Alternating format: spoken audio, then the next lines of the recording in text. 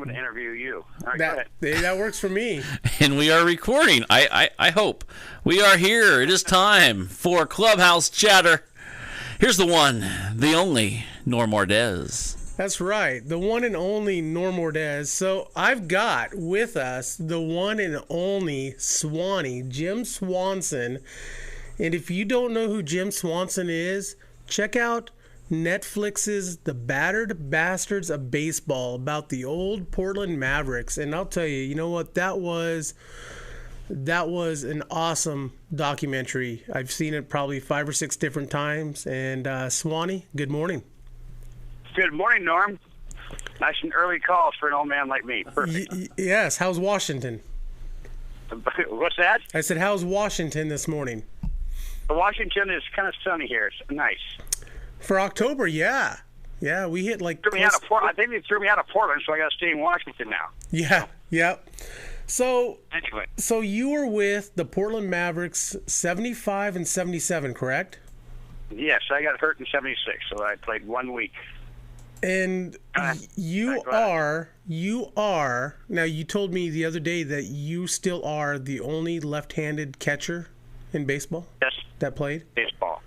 Well, and, Norm, somebody came to me a while back and says he checked some history books and stuff, but I was the only one that ever signed a professional contract as a left-handed catcher. As a left-handed catcher, okay. So you told me that your glove belongs in the Hall of Fame. My glove should be in the Hall of Fame, by golly. You know, not me. I would agree to that. I think that would be kind of a deal. So let's chat a little bit about your Portland Mavericks experience. I mean, so 2 seasons with the Portland Mavericks. I mean, what was the best part of the whole deal for you? Well, Norm, it's a good question. I grew up in Vancouver, Washington. I played ball my senior year at Central Washington University, and I played center field the 2 years there. But I caught all my life, and the All-Stars all the way through high school in Vancouver and junior college, Clark College, and then I went to Central, and our coach says, "You're playing center field." I said, "I'm a catcher," and he goes, "Oh, you're not." And so I guess I caught 2 games at Central in 2 years. And I did pretty well. And it was just natural. It just came really natural. And I was just fortunate enough that I was comfortable there. I controlled the team. I could control the game. It's something that since childhood, that's all I wanted to do was catch. And they said, okay. I guess I was okay, good enough to do it. And I said, okay, well, there's 4 other catchers here. Beat them out. All through my whole life, I had to beat somebody out, and I actually did. So there you have it. So, beloved, the Battered Bastards of Baseball.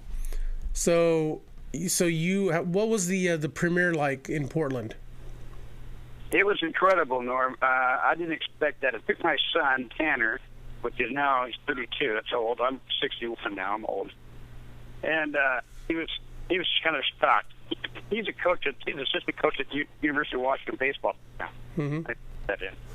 And I expect maybe a couple hundred people there at the premiere, with Frank Peters called and Rob Nelson called, and it was just amazing.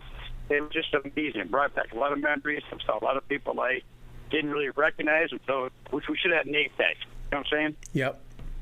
Because we had bad boys who were crazy, Todd Field and these other guys, and it was just amazing to see these guys all growing up. And here we are, a big 500-seat convention hall, and it was about the Portland Mavericks, and I was shocked and I was very proud because there's quite a story there, and it can go on forever. There is quite a story, and I told you that. Man, I felt screwed because, I never got to witness the Portland Mavericks in person. And, it was so different than, going to a Portland Rockies game or a Portland Beavers game. I mean, the energy was just off the hook. You had Joe Garza getting up on the dugout with his broom and setting it on fire, and it was pretty nutty. That was a Bing Russell thing, and Bing Russell was he had this thing planned out since day one. It's 1975 when I was trying out. There was camera crews there then, and I asked Bing, I said, what are the camera crews? He said, well, I'm a Hollywood guy. Nobody even really knew that he was a Hollywood guy. And he said, I'm filming this for my family. When I die, they can all see it. We didn't. No, he filmed it all the time. There's filming there. And then Kurt Russell came, and this time everybody knows who Kurt is. Mm-hmm. And we didn't know who Kurt really was. Nobody ever brought up movies without Kurt. He was just a ball player like the team. We gelled so well in the 2.5 years I was there that it was like a family.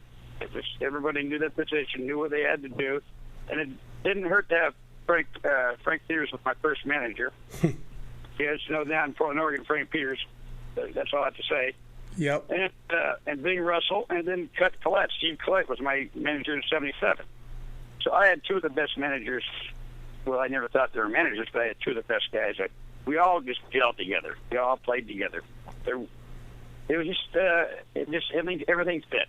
And I wasn't even going to catch until my dad told me there was like 400 people trying out the same position I was playing outfield. And so first tour days, and I said I was pretty good. I had a great college career, well, good. And my dad says the second tryout, my dad goes, Dad, come tomorrow and get to put your catcher's glove. I go, why? And he goes, because I've been watching these catchers, and they were good. Mind me, they were really good catchers.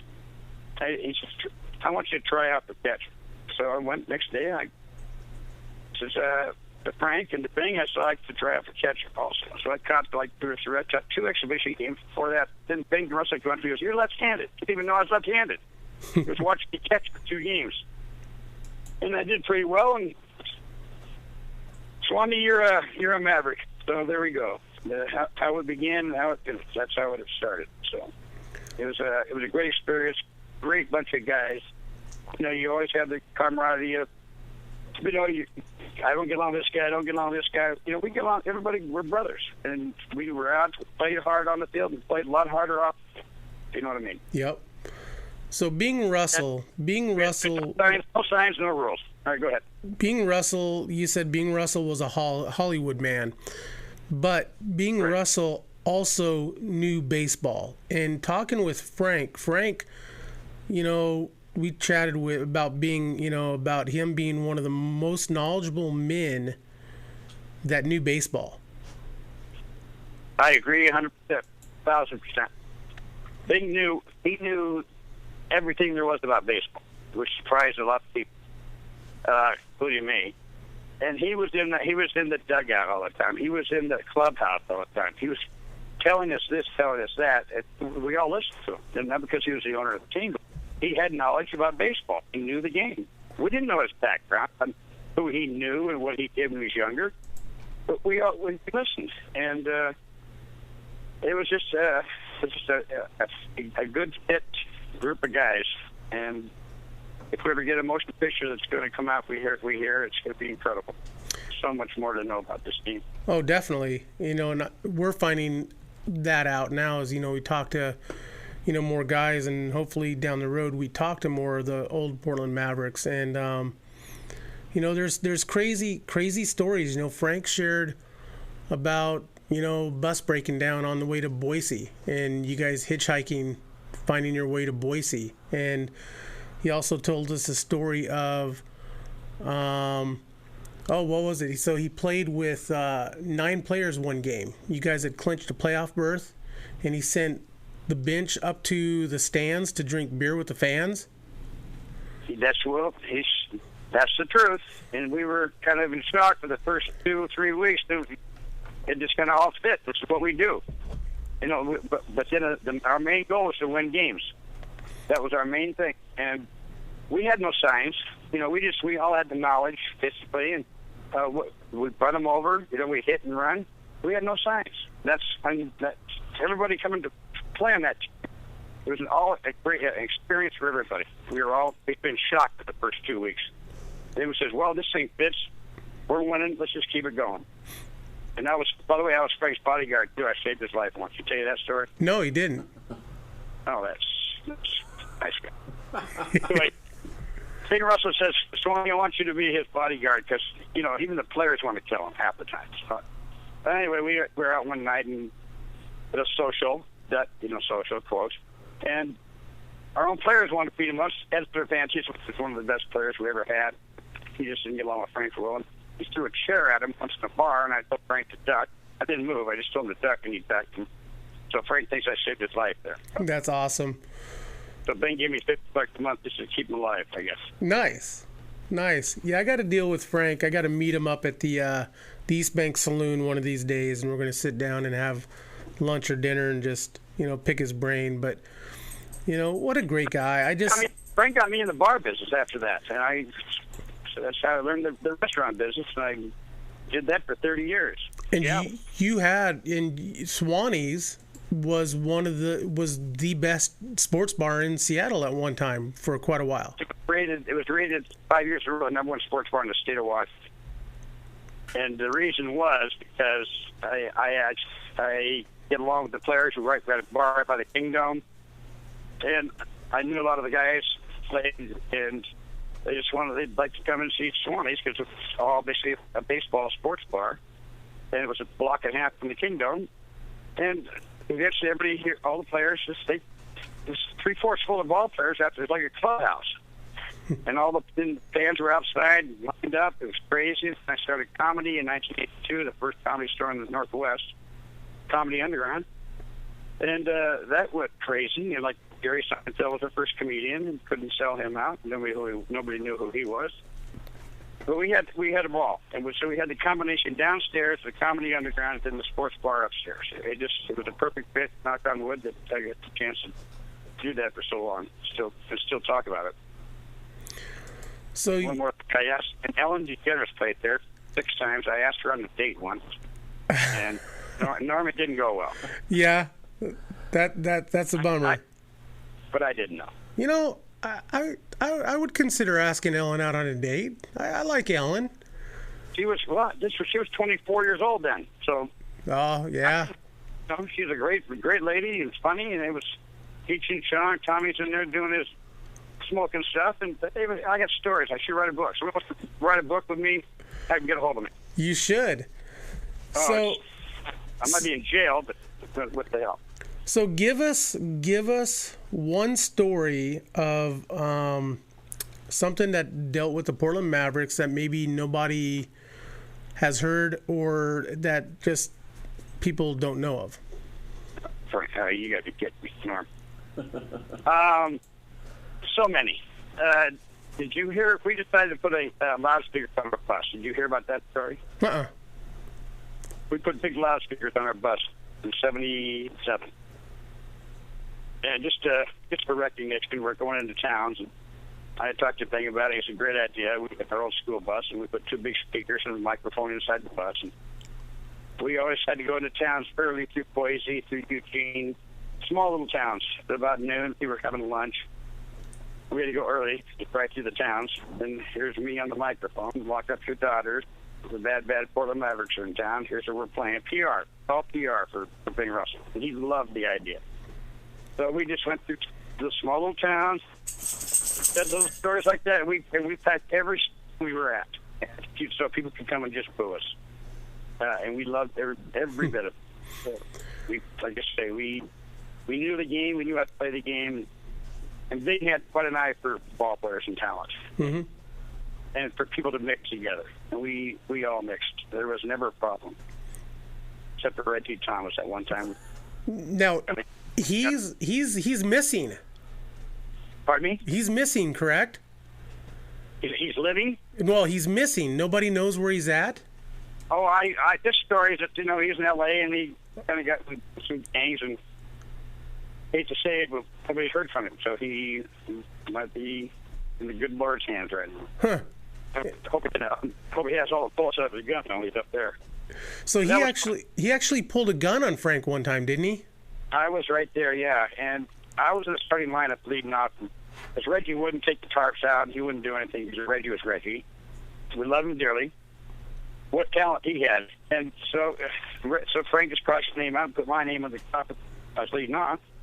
Put it on the board, and then Reggie went crazy. Because I'm going to get my gun. I'm going to go shoot you, Frank. And I was listening to this whole thing. He was, who's leading off? Swannie. So I kind of tiptoe out of the building there. one guy got the Frank ran his office and then just started to shoot him, and Russell stepped in the middle of it and says, "No, I'm the man here. You anybody, you shoot me first. I want the headlines. I don't want Frank to get shot first." That's how Russell was. And so, anyways, we slipped the lineup card underneath the door, and one of our players put it up on the board who was started, and my name's crossed out. And there's a Reggie leading off, so now I was upset. And so I go, I was going to go talk to Reggie. I said, "Frank, what's this?" I said, "Well, got a gun. He wanted to kill me." This and that, so. I says, "Okay, well, I'm going to go talk to him." Frank goes, "You got a mask, you got a glove, you got a bat. You don't take a baseball bat to a gunfight." That is true. He said that I said that, but I think he said that. Okay, you're right. But just everything, the drug Garza thing, dime beer night. It was just, if we wouldn't have won, Norm, I don't think we'd have got half the attendance we got. But we were actually good, and we knew the game, and we played the game hard. So. And you guys got screwed. And, I mean, you guys were good, and you guys played the game hard, and you won. You would get to the playoffs, and the organized teams would stack their teams against you, so you guys couldn't win. Well, they brought in their AAA pitchers because they didn't want no independent team winning that Northwest League. So we were facing guys that were 10, 15 years. And pitched against us, and we held our own against them.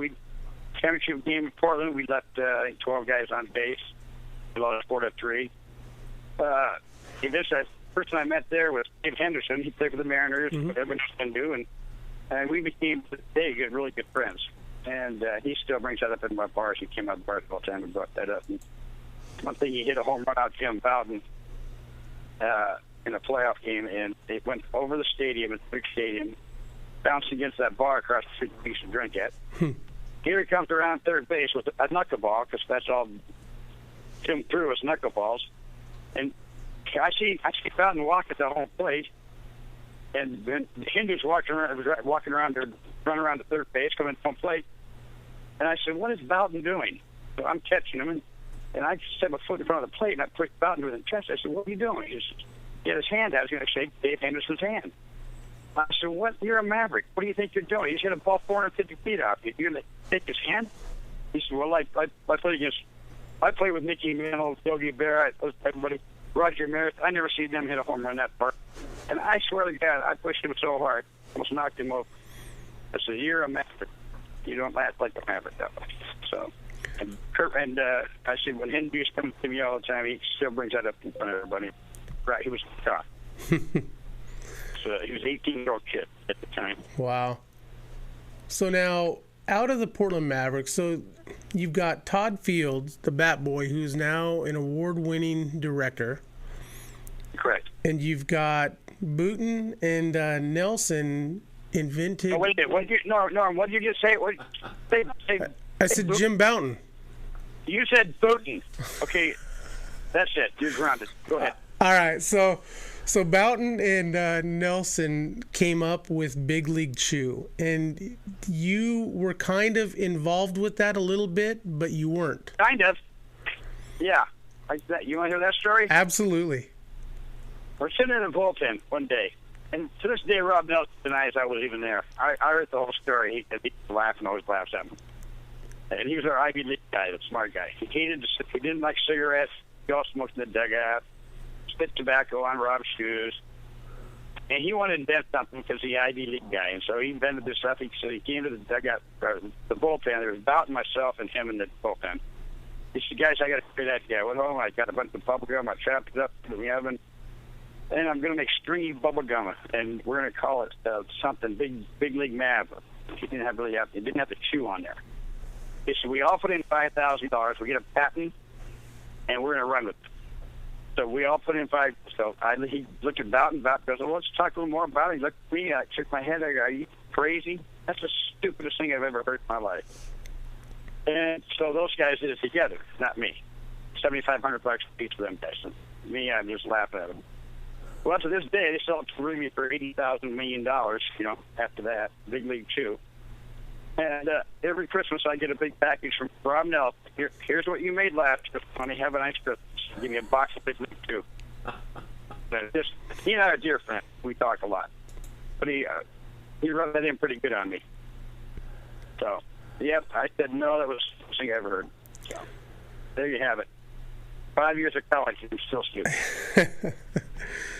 So, the Portland Mavericks. Now, you guys had a dog as a mascot. Yep.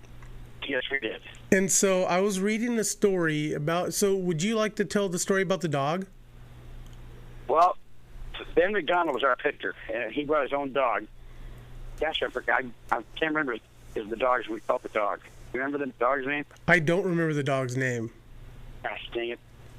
Anyway, he was in the Civic Stadium. He was underneath the tunnel. That's where our bullpen was, by the tunnel. We always had him there. And he loved it. We used to play with him all the time. He went on road trips with us. We loved him. And he used to throw tennis balls and baseballs, and he used to go catch them and retrieve them like dogs do. And we got an idea. We're getting behind, or the pitcher needs more warm-ups in the dugout, in the bullpen. I said, then the owner of the dogs, he threw the ball all the time out in the outfield. And that dog went flying out. This is in Civic Stadium, and it slowed the game down, this and that. And he did that for the whole time. So now the dog had to go to dog prison or keep him out of the stadium. So they finally got rid of the dog. But he was PR Mav. That was the name. PL Mav, name for our dog. So and he was part of the team. So the story is that this dog would run around, and people, the umpires and security would try to chase it and capture it. Down, yep. And we were all laughing. And then he would come across home plate, and he would stop. Yes. And he would take a dump on home plate. He did that. He did that maybe once or twice, and we had to that was it. So they were going to get fined, paying a big chunk of money for that. So we had to lock him up for a while. Say forever. A while. So go ahead. We had a first lady umpire, professional umpire, Kristen Wren. Oh wow. And you guys had a GM who was a woman as well. Lanny Moss was our GM. And I heard she was pretty awesome. Yeah, she was great. And we have a person walk out to the lady umpire, professional baseball. Wow. And what I hear, she was the first professional lady umpire. And guess what game she gets? Jim Bowden pitching, Civic Stadium, 10,000, 15,000 people, beer night. She's behind the plate. I walk up there. I go, well, good luck, Christine. And they kind of put you in a tough situation playing, umpiring our game. Just turn around. Just going to do my job and you do your job. I go, oh, boy. And plus, she was kind of cute. Anyway. So, Bowden's throwing the ball, ball one. This is the first inning. Norm, and I go, now, Christine, that's not a ball. That's a strike. I'm not turning around. I'm not embarrassing her. Ball two, Christine. Now, I know you're nervous, but I'm not moving my glove. That's a strike. Ball three. Bowden's throwing his glove up in the air. Finally, it was ball four. And I sat down on my squat, and Bowden's sitting there screaming. And I'm sitting there, Christine, you still there? I can always call her Christine, not umpire. And she goes, yeah, what do you got to say now, Smart Alex? I said, well, we're live on the air here, right? Yes, we are. Okay. I just says, Christine, you still there? She goes, yes. I said, well, your strike zone's as big as your privates. And she just came around, took my mask off, and says, you're gone. I said, your first game, and I'm the first guy you're throwing out. Then here comes Steve Flett running out of the dugout, screaming and yelling. He didn't embarrass you. He threw his booing. I said, Christine, tell my manager what I said. She goes, no. I said, tell him why you threw me out. And she finally did. And Flett fell to his knees laughing so hard. So that was a real funny story. But it's live, so I can't really tell you what I said. Right. So with the success, little things like that. We played hard, really hard together. We knew the game, and that last day in the 77, we're all sitting there, and they said it was our last. Ben came in and said it was our last game. We didn't move for an hour and a half in that clubhouse. We just were in shock. Our lives are over. We're done. No more Mavericks. And I love Portland, Oregon to death, but the PCL, they couldn't do anything. But they threw 300-400 people at the AAA club. And we came in, and we still hold the attendance record for minor league baseball. Yeah, you do. So let me ask you this question, and I asked Frank this. So we've had the Portland Rockies, we've had the Portland Beavers 2 or 3 different times in Portland, and none of them succeeded. Do you think Bing Russell and the success of the Portland Mavericks, do you think that had something to do with the others not being so successful? I mean, one, you guys won, and you guys were a show. I mean, you guys were entertainment, true entertainment. You guys didn't need the on-field promotions and stuff like that because you guys were the promotion. Do you think in a sense Bing kind of ruined baseball in Portland because of that success maybe? Are you serious? No, they reinvented baseball in that sense. There was nobody there. Bing bought the team for $500. Right. To do something different. Bing wanted to reinnovate just the whole concept of play the baseball, play it right, and we always did. But he wanted to have fun. He was an entertainer all his life. He was an actor, and he just had gimmick after gimmick. Just try this. Let's sign that left-handed catcher. He fit right in. Stuff like that. Let's have dime beer night. Let's have Garza up there with a sweep. Let's go in the stands and sign autographs. Drink beer with fans after the game. I mean, it was just whack. It's never been done before. That's why it was everybody's eyes open, really big. Let's go to a Maverick game. And if we were any good and we were losing, I don't think that attendance would have been around. We'd have made baseball a joke. Right. It was a travesty, and then they would have got put out of town. But to knock on wood and praise the Lord that we were actually he had talent for baseball. He knew players and he knew who would fit and fit where, and it seemed to work. 4 years. And people just started loving us, and they just started. Okay, the bottom line is, Norm, we won. That's the bottom. Yep. Yeah. Couldn't win a match. Get that last year in '77, which broke my heart and broke his heart. Right. So one final question, and what was the biggest thing that you had gotten from playing with the Portland Mavericks in the city of Portland during that time? What did I get out of it? What did it mean to you? I mean, the city of Portland and the support. Well, at that time, Norm, we really didn't. We were all 26-year-old kids, basic kids. And we just wanted to play baseball. We played for nothing, hardly, and we'd have played for nothing. We got to play organized baseball. We got to play professional baseball.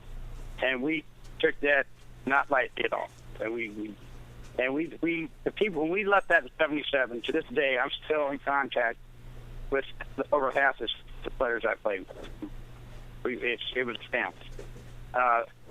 And what I got out of it was, I think, basically you can do what you want and succeed if you do your homework. And everybody went on. Very few, at least Portland, they said we'd all be in prison or dead, in 2 or 3 years after the Mavericks. Everybody that I know of went on to be very successful in their lives. Coaches, teachers, business people. For me, personally, I just knew I could do anything. I was a 27-year-old guy. I went and bought my first bar in Portland, Seattle, Washington, and I'd never been there. And that was what scares me now. Didn't scare me. So I got a lot out of Bing Russell, a lot out of our teammates, a lot out of Portland, Oregon. Love the fans. They were awesome. And I'm really, really happy and proud that you guys, the media people, are revising this and bringing it back. And Kurt Smith did an excellent job on that documentary. I saw it for the first time in Portland with my son. I teared up. It was pretty amazing. And to this day, they're still talking about the Portland Mavericks. If you tell me, it seemed to work. Yeah, I think so. And so. But then again, I'll ask you a question since you're interviewing me, but I'm going to interview you a second. Sure. Why has not there been another duplicate of the Portland Mavericks? You tell me that. Because organized baseball is afraid of an independent team winning. Correct. And, because there's so much money involved with a lot of these. I mean, even though in the minor leagues you don't make a heck of a lot, but you got a few of the bonus babies and stuff like that. There's so much money involved, and they have to win. A team like the Portland Mavericks, just a bunch of, quote, just guys playing the game because they love it. And nobody else wanted. Shouldn't win. Yep, exactly. Should not win. And that's sad. Probably, yeah, very well put. And I would have loved to have seen you guys shove the ball up the Northwest League's ass in '77 and won it all. I really, I wish that, that was the case. But, we all know what the Mariners did. And, it's within the rules. I mean, it's crap, but it shouldn't be that way. They kind of, after '77, they kind of put a Major League Baseball to not have any more independent teams like this. Yes.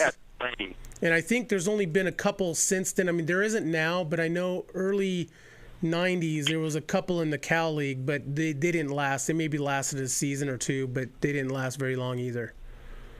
Well, like I said, I'm going back to Bing again. He was magic. What he touched, it worked. And he knew what he was doing. He's a very intelligent, smart man. He knew exactly what he was doing, what he wanted to do when he first went in there in '73. And it didn't. When I was in college in summertime, I lived in Vancouver, Washington. I never really heard about the Mavericks, but it kind of got a little crazy when the Frank Peters put up, the Swannie showed up. Ed Swanie, the team was good, and like you say again, we gelled, and it worked. And Frank says there's no signs. He was smart enough to do this, da. Pot smokers in the back of the bus, that kind of stuff. Anyway, it's stuff that we never heard of in our life, and it fit because he handpicked players. Not Frank, but Ben Russell handpicked every player on that team. So it was incredible, and to this day they're still talking about it. It's amazing, and they should. Yep. And I wish there was a left-handed catcher in pro baseball. Before I die, I want to see a left-handed catcher in the big leagues. I have no idea why that has not happened. So, Swannie, man, it was a pleasure, and I'd love to have you back on the show sometime again, and maybe we talk a little more about Bing Russell, and next time you're down in Portland, you have my number. Give me a call, dude. I'd love to meet up with you and grab a brew or a burger or whatever, and meet you personally. And thanks for coming on the show. I don't know if you really mean that, but I'd love to see you, buddy. Absolutely, dude. You and Frank in the same room. That oh no, you don't want that, Norm. Oh, I think I do. I think I do. I do. I love Frank Peters. Did a lot for me. He's the most intelligent man that I've probably known. That's a scary thought. I'll play a little Russian roulette. I'll take you and Frank Peters sitting down at the table, and we'll chat baseball. That's awesome. Okay, Norm. Thanks very much for talking to me. Hey, thank you, Swannie. You have a good afternoon. Okay, bye-bye now. All right. So once again, Jim Swannie Swanson. Wow. I got screwed. I really did. I hear more stories about the Portland Mavericks. I cannot wait until the movie comes out.